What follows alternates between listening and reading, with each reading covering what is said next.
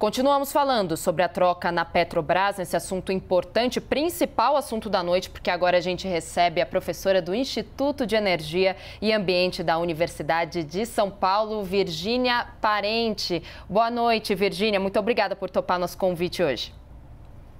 Boa noite, Isa, a você e a todos que estão nos assistindo. Professora, eu já começo te perguntando o que pode mudar na prática com essa troca no comando da Petrobras. Algo vai mudar? Um novo presidente significa uma nova mexida nos preços ou não? Olha, Isa, a gente fica se perguntando quantas mudanças vão ser necessárias para a ficha cair, que não é a mudança de um presidente que vai fazer a governança da empresa mudar. Porque a Petrobras é uma empresa listada em bolsa no Brasil, listada em bolsa no exterior. Tem investidores, pessoas físicas como você, eu, a torcida do Flamengo, os funcionários.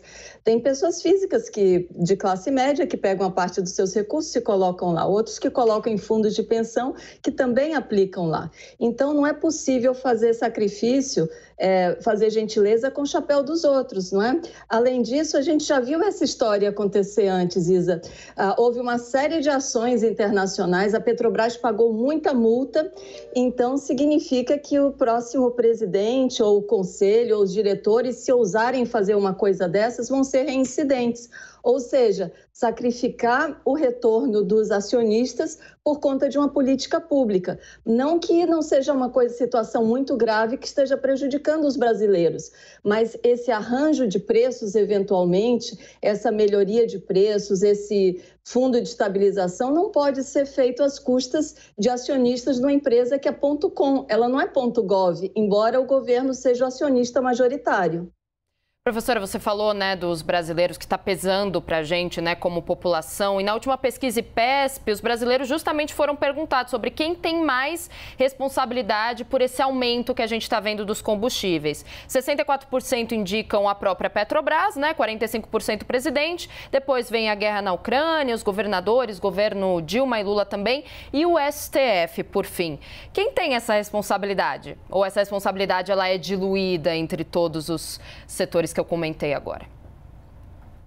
Olha, imagina que tem uma quebra da oferta de laranja no mercado internacional por conta de uma geada e o preço da laranja sobe no mercado internacional. E que o governo seja sócio de uma empresa de suco de laranja.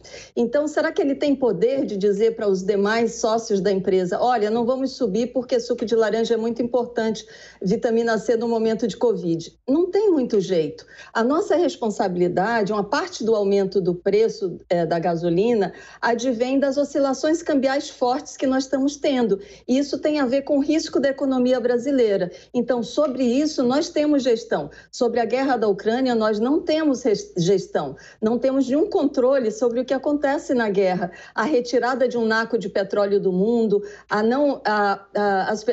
os países não querendo comprar petróleo da Rússia e forçando a barra nos outros petróleos, a humanidade não conseguir passar sem petróleo e está disposta a pagar mais, os preços estarem descolando dos custos, estarem grudados enquanto as pessoas estão dispostas a pagar porque não conseguem passar sem ele. Então, existe uma série de questões aí que independem da vontade da própria Petrobras e também, eventualmente, do presidente, da presidência, do governo que está no poder nesse momento. Mas sim, nós podemos fazer muita coisa. Nós poderíamos já ter aprovado um fundo de estabilização para evitar oscilações de curto prazo, para que os caminhoneiros possam se planejar mais, as famílias possam se planejar mais. A gente também poderia atuar num ambiente mais seguro do ponto de vista econômico para evitar uma desvalorização cambial mais forte que acaba tendo um reflexo importante sobre o preço do combustível.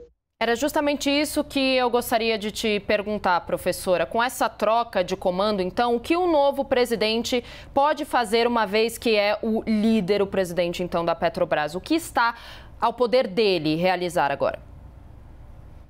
O que estava ao poder dos demais também, tanto do Castelo Branco, do general Luna, do José Mauro e do atual presidente, que é uma negociação mais forte e mais rápida com o Congresso para aprovar um fundo de estabilização.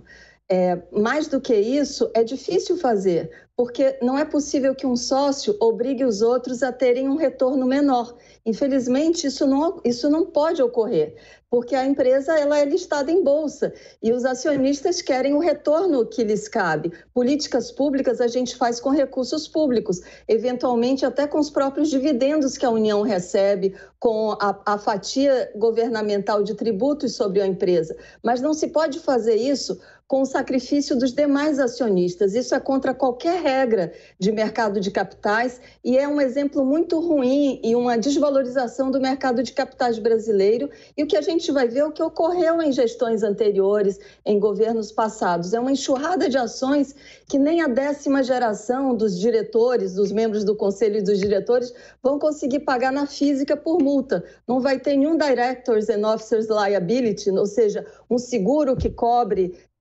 problemas dos diretores que cubram uma reincidência de uma questão tão grave, de infringir uma regra tão básica, que é você sacrificar o resultado de uma empresa para fazer política pública. Infelizmente, isso não dá para ocorrer. Professora Virgínia Parente, do Instituto de Energia e Ambiente da Universidade de São Paulo, muito obrigada pela conversa. Professora, te agradeço. Grande prazer, Isa. Até mais.